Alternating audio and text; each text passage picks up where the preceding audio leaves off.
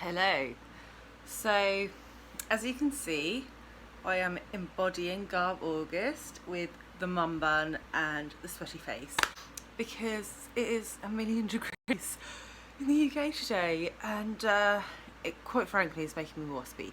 But that's not what I'm here to talk about. I'm here because I'm going to start reading Ice Planet Barbarians. This is a book that I'm reading for garbaugust. If you don't know what garbaugust is, it's hosted by Criminoli and his Dirty Dozen of hosts. I will link Criminoli's video in the Doobry What's It, and basically one of the hosts is Alice from Alice and the Giant Bookshelf, and I talk to Alice like every day. And so I was like, I'm gonna support Alice by reading some garbage. And one of the ways I was supporting Alice was to buddy read Flowers in the Attic with her and Jack. And today I tapped out of that situation because it's possibly the worst book I've ever read. So I thought I'm going to have to make it up to her by picking up Ice Planet Barbarians today. So I'm reading that on ebook, and I read on my phone, which I know is like sacrilege to a lot of booktubers, but needs must. So I'm going to start reading it. It's getting late for me. It's like 20 to 10, and I'm an old granny with kids that wake up in the night. So I'm going to read like 20 minutes of this and give you my initial thoughts. And yeah, this probably isn't going to be spoiler free. So if Ice Planet Barbarians is like high up on your TBR list, as I'm sure many of my viewers, it will be like their number one book that they want to get to next. So stop here if that is the case. But if alien smut isn't generally your thing, and you don't think you pick this up, then you know, I can save you the job. I can tell you exactly what happens, as long as I don't do an effort. It's only like 180 pages, she says. 160 pages.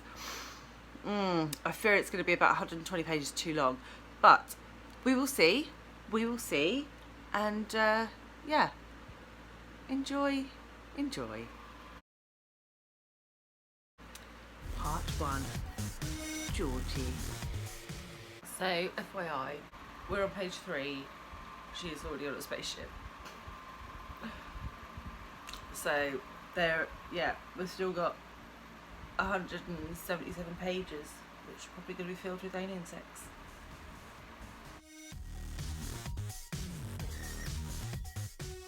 Okay, it smells quite bad in this spaceship, and excellent descriptive word we have.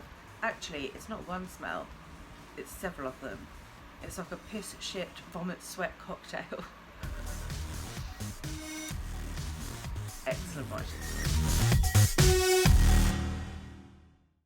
Okay, so I've read 12 pages and got to sort of a natural stop point, and in 12 pages we've had a forced abortion and gang rape, alien gang rape. So yeah, not really sure how I feel about this book. Yeah, we'll see. But I'm going to go to bed. I might read a bit more of it tonight, and I'll update you on my thoughts soon. But yeah, we've got 2 different types of alien, little green men and basketball heads, which have like orange basketball textured heads, and are gang rapists. We'll see. Good evening. So it's the day after I started reading Ice Planet Barbarians, aka Alien Smut, and yeah, right. So I finished part 1 yesterday, which is about, I don't know, 20% of the book. And the brief synopsis is this girl has been abducted by aliens with a load of other girls. They think these aliens are some sort of like human traffickers, but then something happens and the spaceship has to ditch like the area with all these girls on an ice planet. So they've like crash landed on an ice planet, and Sorry, the premise is just so ridiculous, but I think this is the point. I think it's supposed to be funny. So hopefully, otherwise, whatever. So yeah, our main character, whose name I now can't remember, sort of finds herself in a leadership position and decides that she will be the one that goes out to look for food, civilization. They know they're definitely not on Earth. And so she's trekked off into the snowy wilderness. So this is where we're going to get spoilery. So if you don't want to, if you don't want to know, stop here. But yeah, she gets like caught in a trap, and this alien like takes her to a cave, and he has like some sort of thing inside of him, some sort of like, I don't know, instinct, animal instinct. I don't know. Anyway, that is sorry, Rudy is like sniffing and dreaming at the same time. He is like drawn to this woman, and so yeah, like we're 20% in.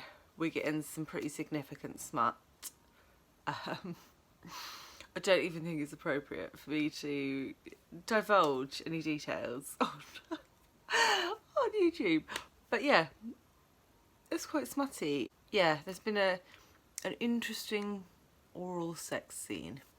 Let's just leave it there. Let's leave it there. But it's so readable.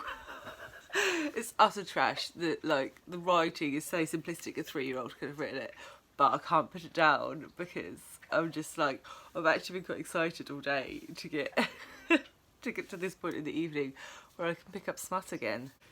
So yeah, so I'm going to read some more now and see how much smuttier it can get. Oh, and I forgot to say, we get the perspective of both the girl and the alien in this, so it's multi-perspective.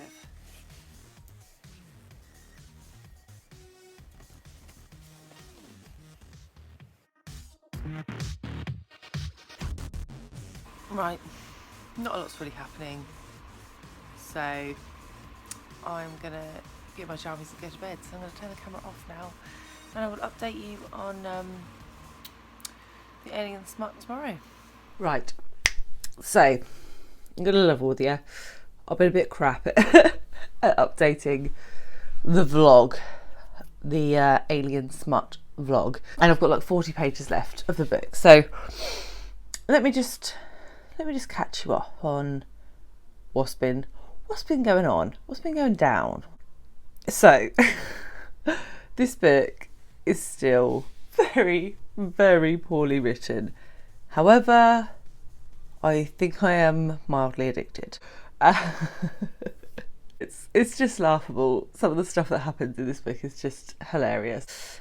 Our main character Georgie has gone back to the other women in the ship and with her sexy alien, and they can't take them all with them because this poor alien, you know, he's big and he's strong, but he can't carry like 6 women. So they've gone back to his tribal lands, tribal caves.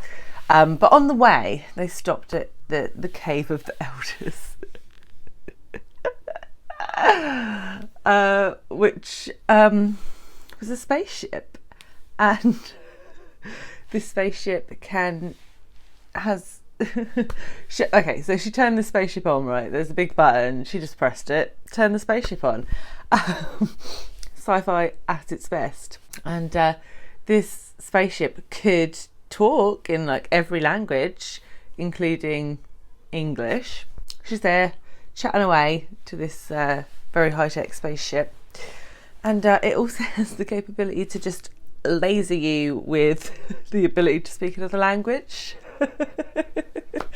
So now she can talk to the sexy alien. It's just, honestly, I'd say you can write this stuff, but clearly you can. So yeah, so we had a bit of info dumping where she asked the computer loads of questions and it told her the answers. So now we know a little bit more about sexy alien and his planet. So I don't know if I told you, but they did do it. They did the deed, and it was earth-shattering. So they're back at the lands of the sexy alien now, and he's told all his fellow male aliens that FYI, there's like some other female humans. If you fancy a mate, you can go fill your boots. No, it isn't quite like that, but that's the general premise. But yeah, as I say, it's shockingly bad, and I'm quite enjoying it. So I'm going to try and finish the last 40 pages now, and then I will update you with how this situation wraps up. Though I'm not convinced it will wrap up in this, because this is quite a long series. But yeah, there's a few of these. It goes on for a while. So yeah, interesting.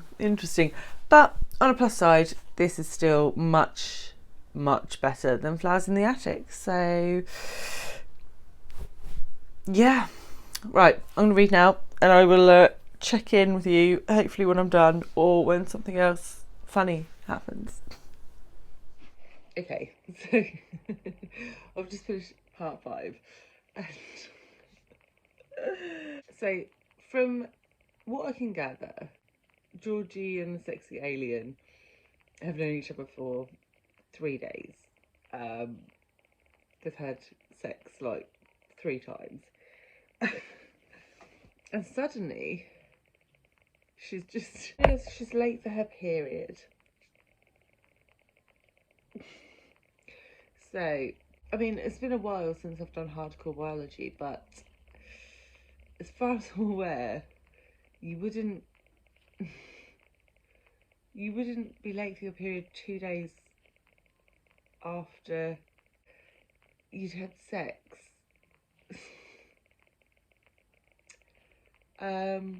Yeah, that's not how it works. Anyway, now she thinks she's up the duff because she had sex yesterday, and today she's late for her period. So interesting. Okay, so I finished Ice Planet Barbarians. I actually finished it a couple of days ago. I haven't really had a chance to film. And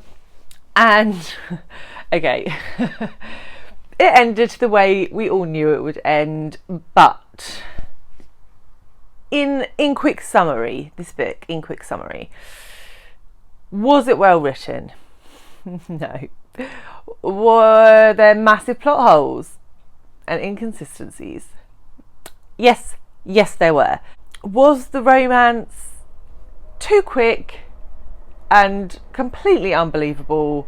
Yes, it was. Did I enjoy the book? Hell yes, I really did. Oh, it was so much fun. It was just, it was utter garbage, and I loved it. So I'm stealing a bit of an analogy from Jack over at Spread Bookjoy here, but it is like junk food, like sweeties for the brain. You know there's no real nutrition in it. You know it's just going to make you fat and lazy, but God, it tastes so good. So yeah, in conclusion, I thought I was going to hate this book, and I should have hated this book for all of the reasons aforementioned. However, I loved it. So yeah, I can't give it more than 3 stars because it was like it just yeah. But I am definitely picking up the next one. So not sure what that says about me, and quite frankly don't care. But yeah, I recommend. Who'd have thought?